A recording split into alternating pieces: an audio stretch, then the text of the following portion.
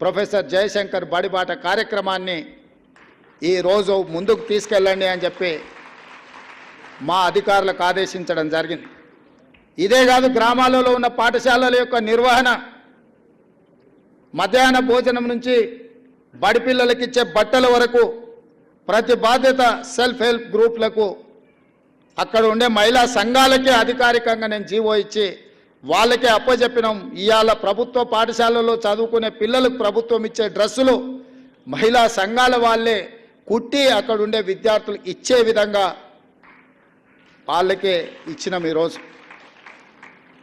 అదే కాకుండా అమ్మ ఆదర్శ పాఠశాల అనే పేరు మీద పాఠశాలల యొక్క నిర్వహణ గ్రామాలలో ఉన్న మహిళా సంఘాలకే పూర్తిగా అప్పచెప్పిన నిధులు వాళ్ళ చేతులకే ఇచ్చి వాళ్ళే పాఠశాలలు నిర్వహించే బాధ్యతను ఆ తల్లులకే ఇచ్చినాము. ఎందుకంటే మహిళా సంఘాలలో సభ్యులుగా ఉన్నారు అంటే వాళ్ళు గ్రామంలో ఉంటారు. గ్రామంలో ఉండే ఆ తల్లులే వాళ్ళ పిల్లలని పాఠశాలకు పంపిస్తే వాళ్ళ పిల్లలు చదువుకునే పాఠశాలల్ని వాళ్ళ కుటుంబ సభ్యులుగా భావించి వాటిని తీర్చిదిద్దుతారు అని చెప్పి మధ్యాహ్న భోజన పథకానికి సంబంధించి కూడా బాధ్యతలన్నీ వాళ్ళ చేతుల్నే పెట్టి గ్రీన్ ఛానల్ ద్వారా వాళ్ళ నిధులను విడుదల చేయమని చెప్పి మా ఆర్థిక శాఖ కార్యదర్శికి, మా ఆర్థిక మంత్రికి నేను ఆదేశాలు ఇవ్వడం జరిగింది. ఇవన్నీ ఎందుకు చెప్తున్నా అంటే, గ్రామీణ ప్రాంతం నుంచి వచ్చిన నాకు ప్రభుత్వ పాఠశాల యొక్క విలువ తెలుసు. ఈ ప్రభుత్వ పాఠశాల ద్వారా ఈ తెలంగాణ రాష్ట్రాన్ని పునర్నిర్మించాలన్న ఆలోచన, సంకల్పం మా ప్రభుత్వానికి ఉంది. అందుకే ఈ విధానాలన్నిటిని కూడా మేము సమీక్షించుకొని ముందుకెళ్తున్నాం. ఇంతకుముందే వస్తున్నప్పుడు ఇక్కడే మిత్రుడు వందే మాత్రం ఫౌండేషన్లో క్రియాశీలక పాత్ర పోషిస్తున్న మాధవ్ ఇంకొక మాట చెప్పిండు నాకు, సెమీ రెసిడెన్షియల్ విధానాన్ని మీ ప్రభుత్వం తీసుకుంటే బాగుంటుంది అని. నేను అడిగిన సెమీ రెసిడెన్షియల్ అంటే ఏంది అని. అంటే ఉదయం బ్రేక్ఫాస్ట్, మధ్యాహ్నం లంచ్తో పాటు ఈవినింగ్ కూడా స్నాక్స్ ఇస్తే పిల్లలు పాఠశాలలో తల్లిదండ్రులు వచ్చి వాళ్ళు పని మీద పోయి వాళ్ళకు భోజనం పెట్టాలన్నా టిఫిన్ పెట్టాలన్నా ఇబ్బంది అవుతుంది. కాబట్టి ప్రభుత్వం ఆ బాధ్యతను తీసుకుంటే బాగుంటుంది అని. ఆ సూచనను తప్పకుండా మా ప్రభుత్వం పరిగణలోకి తీసుకుంటుంది, పరిశీలిస్తుంది. ఇదే కాకుండా ఒక స్టడీ రిపోర్ట్ నేను నిన్నమన్న చూసిన, ఇంకా దాని లోతుగా విశ్లేషించేది ఉన్నది. కానీ ఇంతమంది విద్యార్థులు వాళ్ళ తల్లిదండ్రులు నీ వేదిక మీద నేను పంచుకోవాలని అనుకుంటున్నా. ఈ మధ్యకాలంలో మన తెలంగాణ రాష్ట్రంలో చాలా వరకు రెసిడెన్షియల్ స్కూల్స్ వచ్చినాయి.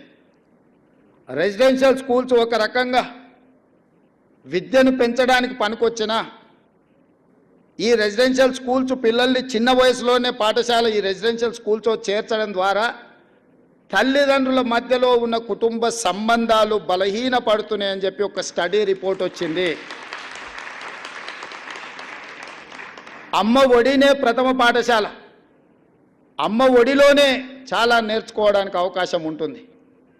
రెసిడెన్షియల్ స్కూల్స్ వల్ల, వాళ్ళ పేదరికం వల్ల అమ్మ ఒడిలో ఉండి సొంత గ్రామంలో ప్రభుత్వ పాఠశాలలో చదువుకోవాల్సిన విద్యార్థులు రెసిడెన్షియల్ స్కూల్స్లో జాయిన్ అయ్యి దూరానికి వెళ్ళినప్పుడు కుటుంబ సంబంధాలు, కుటుంబ బాంధవ్యాలు బలహీనపడుతున్నాయని ఒక స్టడీ రిపోర్ట్ వచ్చింది. ఇది భవిష్యత్తులో పెద్ద సామాజిక సమస్యగా మారడానికి కూడా అవకాశం ఉంది.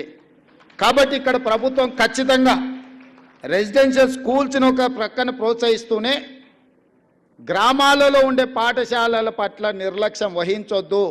కొంతకాలం తర్వాత ఇది సామాజిక రుగ్మతగా, సామాజిక సమస్యగా పరిణమిస్తుంది. కాబట్టి ఖచ్చితంగా గ్రామాలలో ఉండి తల్లిదండ్రుల దగ్గర పెరుగుతూ ప్రభుత్వ పాఠశాలలో చదువుకోవడానికి అవసరమైన వెసులుబాటు, వసతులను కల్పించాల్సిన బాధ్యత ఏ ప్రభుత్వం వచ్చినా వాళ్ళ మీద ఉంటుంది.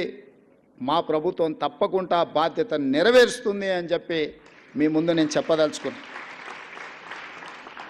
ఎక్కడైనా మనం పెట్టే నిధులు ఖర్చు కావచ్చేమో కానీ విద్య మీద పెట్టే నిధులు పెట్టుబడి.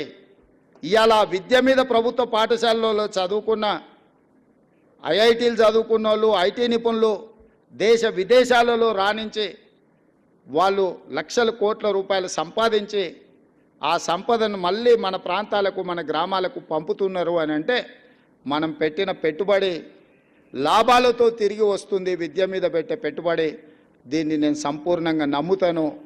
అందుకే ఈరోజు మీ కార్యక్రమానికి ఇతర ఏదో కార్యక్రమాలు ఉన్నా ఈ విద్యార్థులను కలవడం కోసం నిన్న ఢిల్లీలో ఉండే, యాక్చువల్గా మీ దగ్గరికి నిన్ననే రావాల్సి ఉండే, కొన్ని ప్రత్యేకమైన పరిస్థితుల వల్ల మిమ్మల్ని కలవడానికి నేను అవకాశం లేకపోయినా మా అధికారులకు ఆదేశించి ఈరోజు పెట్టండి. తప్పకుండా ఈ ప్రభుత్వ పాఠశాలలో చదువుకున్న విద్యార్థులను కలవడం ద్వారా నాకు మీ అందరితో కలిసే అవకాశం, మీ అందరినీ ప్రోత్సహించడానికి నాకు ఒక స్ఫూర్తి ఉంటుంది. అదేవిధంగా మా ప్రభుత్వం చేపడుతున్న చర్యల్ని కూడా మీ ద్వారా ప్రజలకు వివరించాలని